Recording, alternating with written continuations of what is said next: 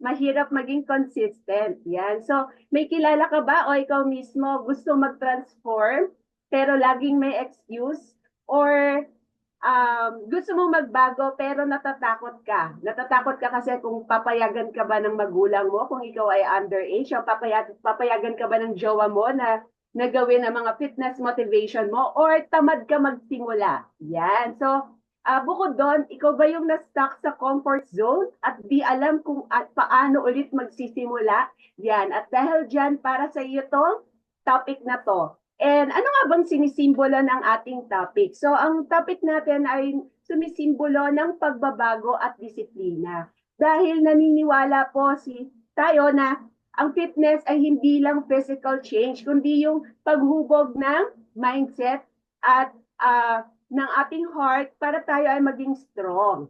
Yan. So, ang tanong, bakit fitness? Yan. Dahil ang health is wealth and fitness ay hindi lang para sa abs or curves, kundi para sa longer life, stronger heart, and sharper mind at masayang buhay. Kaya mag-start na po tayo sa fitness tips number 1. Yan. So, number 1 is heart health. Yan. Anong meron sa heart health? So, meron ako mga bibigkasing mga keyword. Yan po, for example, walk with purpose. Isipin mo, bawat hakbang ay dagdag sa tibay ng heart. Then, push your limits. Kahit pawis at hingal, isipin mong binubuhay mo ang core ng katawan mo. Kasi kapag maganda yung malakas yung heart natin, mas maganda yung daloy ng blood circulation sa buong katawan mo. So, consistency over intensity. Mas mahalaga yung araw-araw na galaw kahit paunti-unti kesa naman sa biglang todo-todo pero bigla kang huminto or bigla mong gagawing paminsan-minsan. So, importante, healthy fuel. Kung iniingatan mo ang makina ng kotse mo, yan, mas lalo na dapat ang puso mo. So, bawas sa junk food, dagdag sa fiber, and good fat. So rest with care, pahinga rin kasi ang puso ay parang makina na napapagod din. Kada pahinga mo, isipin mo, regalo yan ni Lord. So alagaan at wag sayangin. So tip number 2. Ang fitness motivation ay nakaka-glow ng skin. Yan. So pinatunayan niya ni Susan Bowerman para sa glowing skin na parang laging may filter kahit wala.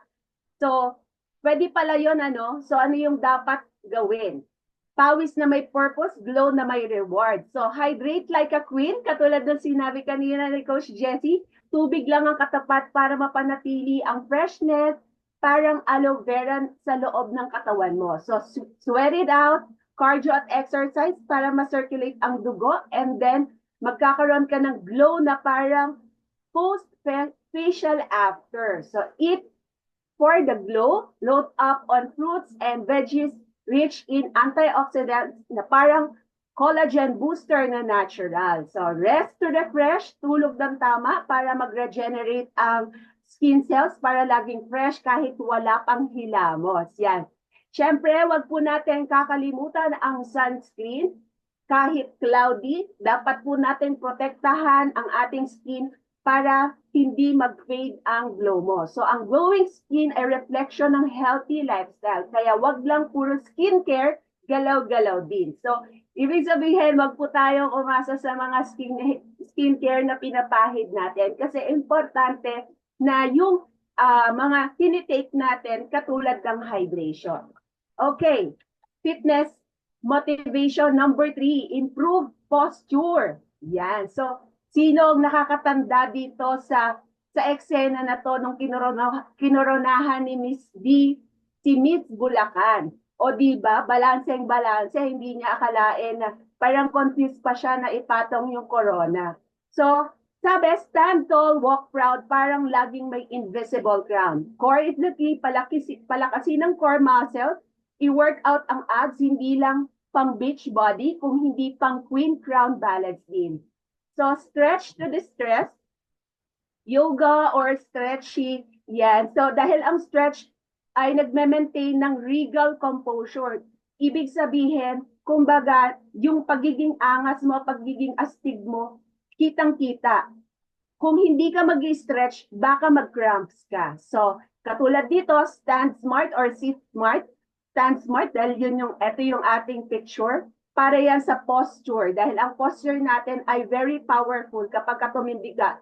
Alam niyo po ba, for example, kahit hindi tayo ganun kaganda, kapag maganda yung tindig natin, yung balanse natin, iba yung dating, may angas. Yeah, so strengthen the back, yun parang chandelier, ang crown ay kakayanin with strong back muscle that holds up confidently. Kasi kung hindi matibay ang core at back muscle nito ni Miss Bulacan, malamang na ihulog niya yung crown na yan. So mind your alignment, practice standing straight, feet shoulder width apart, shoulder relax, and chest out. Dahil dito sa picture na to, perfect ang alignment ni Miss Bulacan. Parang Statue of Liberty.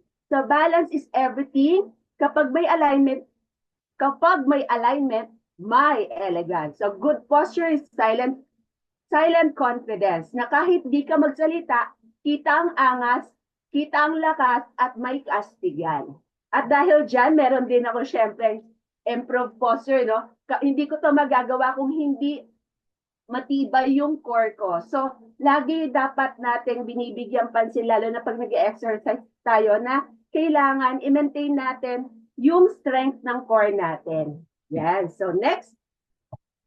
Fitness motivation number 4. Fewer aches and pains. Ano ba sinasabi dyan ni Susan? Yan. So, stretch like a cat. Galaw-galaw para walang sakit-sakit. So, iwas stiff neck. Pag lagi kang nag-i-stretch, lalo na sa umaga, para kang nagre-reset ng katawan mo. So, strengthen to protect. Kapag malakas ang muscles mo, mas less ang pressure sa joints, kaya push mo yung body weight exercise mo. So move regularly, wag puro upo, galaw-galaw din every hour para mini reboot sa katawan para hindi sumakit ang likod at tuhod. Then hydrate to lubricate. Tubig lang, besh, yan, pampadulas ng joints para hindi parang rusty or yung lumalagutok yung mga kasukasuan mo. Good posture, less pressure. Tamang tayo, tamang upo para hindi magka-pressure point na sanhi ng pain. So ang katawan ay parang makina na pag pinagpapahinga ng tama at pinapagalaw ng wasto, mas tatagal at walang tunog-tunog o walang sabi. Yan. So, next is improve your body composition. Yan. So, parang sculpted by grace. So, muscles over excuses progress over perfection. So, protein is the bestie. Yan. Kailangan ng muscles mo ng tamang protein para mag-repair at mag-build. So, syempre, tayo ay nasa Herbalife Nutrition. Design ang Herbalife Shake para dyan sa ating muscles. Strength training is the key, hindi lang puro cardio. Kailangan may resistance training din. So, mas mabilis ang fat loss at muscle gain. So, move more, sit less. Kahit konting lakad or squat, yan, yung galaw-galaw, then dagdag calorie burn yan. And track and tweak, monitor your progress, tapos adjust kung saan ka kulang para laging nasa tamang direksyon ang katawan mo. So, also, rest to recover, muscle growth during rest time. Kaya wag puro galaw, hindi yung puro galaw-galaw lang. Kailangan may break time ka para makapagpahinga. Pero 'di ba, imagine niyo, mahirap at masarap magpahinga kapag pagod yung katawan mo. Masarap mag-relax kapag ka nakapagtrabaho ka. And mahirap mag-relax o magpahinga kapag ka, for example, yung katawan mo relax na. Kaya importante na gumagalaw-galaw tayo. Kaya yan pong rest to recover ay maganda para sa mga taong nag-workout.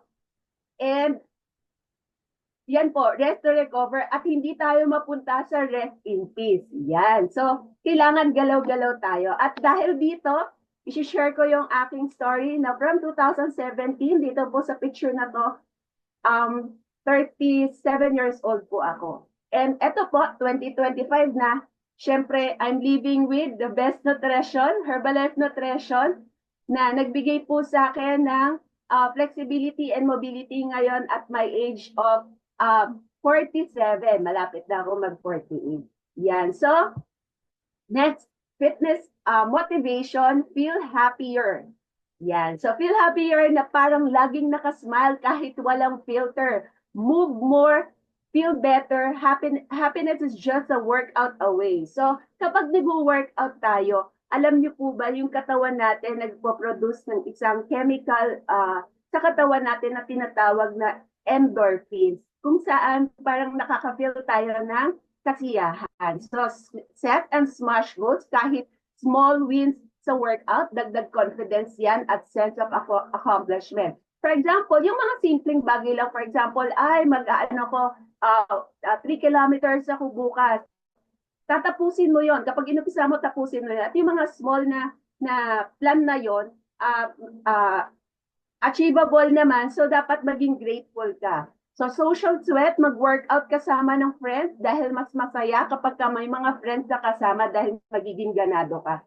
Also, nature therapy, pwede kang mag-forest bathing, gardening, walking barefoot, yan, sunlight soaking, and nature journaling. Kasi sa nature, makaka-absorb ka ng magandang vitamin D na magiging maganda ang mood mo and tataas ang immunity mo. And mind-body connection, yoga or stretching para ma-relax ang isip habang inaalagaan ng katawan. So kapag gumalaw ang katawan, sumasaya ang puso. Kaya galaw-galaw para walang stress. Next tip, motivation number 7, weight control. Yan, consistency over crush diet, slow progress is still progress. Yan, so strength plus cardio, pinagsamang resistance training at cardio, ang sikreto para sa fat loss. So hindi lang timbang ang bumababa, pati body fat percentage mo. O tandaan na, kapag ka ikaw ay nag-strength training, for example, ng strength training, mga squat or push-up, yung ginagamit mo yung sarili mong katawan para sa exercise. Tapos cardio, yung tipong exercise na hihingalin ka, pag pinagsama mo yung workout na yon, cardio plus strength, ang resulta nun, fat loss. So hindi lang timbang ang bababa mo kung hindi ang body fat percentage ng katawan mo. And then mindful eating, not mindless munching. Wag lang kain ng kain. So enjoy every bite para mas madaling makontrol ang portion. So hindi yung parang kapag ka nasa buffet ka, lahat nasa plato mo, no? And then protein and fiber are best friends. Pampabusog ng matagal para iwas craving. So sa Herbalife Shake, kasagutan niya na ibinibigay sa ating katawan. So move daily kahit kaunti, kahit 10 minutes walk or mag-start ka sa 5 minutes tapos may stretching, dagdag calorie burn yan. And then stay hydrated. Minsan nakala mo gutom ka kasi and nauuhaw ka lang pala. Kaya tubig muna bago sumugod sa rep. So hindi kailangan maging perfect. Ang importante ay maging consistent. So, ayan. Number 8, fitness motivation, more energy na parang laging fully charged. Yan. So, fuel right, move smart para laging on fire. So, start with a protein power, Herbalife Shake mo yan, and sustains energy at iwas crash diet. So, hydrate, kulang sa tubig. So, kapag kulang sa tubig, mababa ang energy. So, uminom ka kahit di ka uhaw para laging energized and hydrated. So, move to boost, kahit light exercise, nagre-release ng endorphins para magising yung katawan mo. So, rest is a must, syempre, and snack smart, choose balanced snacks na may carbs, protein, and good fat. Tandaan natin, kapag carbs, nagbibigay ito ng quick fuel or mabilisang kalakasan, protein para steady ang energy, good fats para long-lasting power. So energy is not just about moving, it's about fueling right and resting well, kaya balance lang. Okay, number 9 na tayo. So 9, fitness motivation, boosted brain power. Yan, na parang laging sharp kahit walang kape. O yan, di ba? Yung mga mahilig magkape dyan, na binibigyan lang kayo ng nervyos. No? Feed your mind and fuel your focus. So number one is yung ating omega-3 is the key. So ang sources niyan pwedeng sa fatty fish, chia seeds, or supplements para sa sharper memory and focus. So iwas sa sugary carbs and junk food. Kasi may nakausap ako kaninang scientist. Ang sabi niya, na kapag pala mas palakain tayo ng mga pagkain may sugar, mas humihina yung mental focus natin. So, iwas sa sugary carbs and junk food. And dito sa Herbalife Nutrition, meron tayong omega-3 na Herbalife line. So, pwede mo itanong si coach mo para matry mo yon. And protein for the brain, amino acid from protein, keep your brain alert.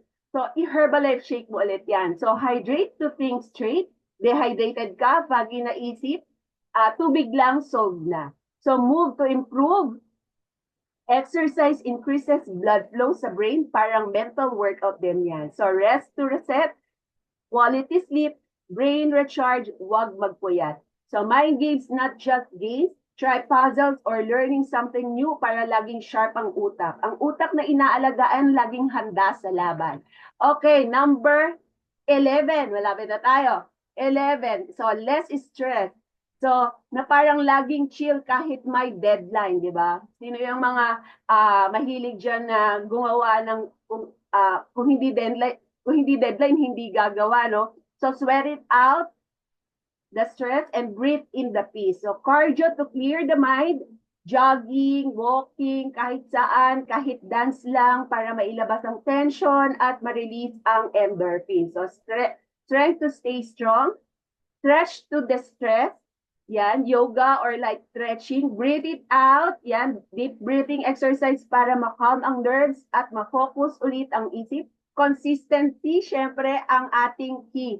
Regular movement helps your body manage stress better over time. Kapag gumagalaw ang katawan, sumasabay ang ating isipan. Kaya galaw-galaw para mawala ang bigat ng loob. Next, 11. Meeting new people. So, yan. So maganda to kasi join ka sa mga activities sa community para lagi kang may instant connection. Sweat together, bond forever, sabi nga. Group workout, built-in support, sama-sama sa Zumba, for example, or group runs, or gym classes, or dito sa Virtual Nutrition Club. So pwede itong virtual, pwede ding face-to-face. Pero syempre, iba yung hug kapag nasa community ka ng face-to-face. So, pwede rin fitness event, new circles, join marathons, fitness challenge. Katulad niyan, meron tayo Let's Fit Together challenge na makikita invited by your coaches. Yan. Dahil sa mga community workouts, meron kayo iisang passion. So, accountability bodies, online fitness community, share the journey kung gusto mong, ikaw naman yung gustong mag-share ng iyong weight loss goal or yung iyong results, pwede mong tanungin si coach mo. Kapag kasama mong nagpupursige, hindi lang muscles ang lumalakas, pati connections din. And, eto, last, better sleep. Yan. Para sa better sleep na parang laging may beauty rest kahit walang filter. Move well by day, sleep like a baby at night. So, sweat to sleep deep, moderate exercise sa umaga o sa hapon para ma-relax ang katawan. Di ba sabi ko nga mahirap mag-relax kapag ka maghapon ka nang nakarelax. So, tire the body, calm the mind, stretch and unwind. Keep the late caffeine drama. Iwas na sa kape o matapang na tea bago matulog. Kaya yan, na meron tayong product na retreat tea na makaka-help sa atin na ma-relax sa hapon para hindi masyadong gising ka sa gabi. Yan. So routine is queen, parehas na oras ng tulog at gising para masanay ang body clock mo. So ito yung pinaka-best yung routine is queen. Yung, for example, gigising ka ng, pero bihira yung nakakagawa nito, kunwari gigising ka ng 2 o'clock tapos matutulog ka din ng ganong time. Kumbaga ang haba ng pahinga mo. So good sleep is not just rest, it's a recovery para bukas. So ready ka na ulit mag-shine. So ano bang challenge ngayon sa atin nitong binigay na topic ni Susan Bowerman? So kaya mo bang manatiling committed ka kahit walang hype? madali lang magsimula kapag inspired. Pero ang totoo, ang laban ay kung paano ka magpapatuloy kahit walang cheering squad. Kaya mo bang piliin ang discomfort ngayon para sa better version ng sarili mo bukas? Sweat now, shine later. Ang challenge ay hindi lang sa katawan, kundi sa disiplina ng isip at puso. So, kaya mo bang piliin ang 5 more minutes of hustle kaysa sa 5 more minutes of laziness? Yan, kaya mo bang gumising ng umaga para maka-join dito sa VNC kasabay nun yung mag-aalmusal ka ng healthy breakfast na ating aloe tea and shake. Yan. Ready ka na bang i-commit hindi lang ang katawan mo kung hindi ang mindset mo sa journey? So, kung ready ka na, yan, paturo ka kay coach. At ito po yung aking resulta na kanina dapat sa umpisa, no? Before Herbalife, um, ako po ay overweight, overfat. And ginamit ko na siya noong 2017 as a sports nutrition. Yung nasa isip ko before is puro exercise lang. So walang nutrition. Sa 7 pillars of good health, bagsak ako sa nutrition, bagsak ako sa water, bagsak ako sa sleep, puro workout lang.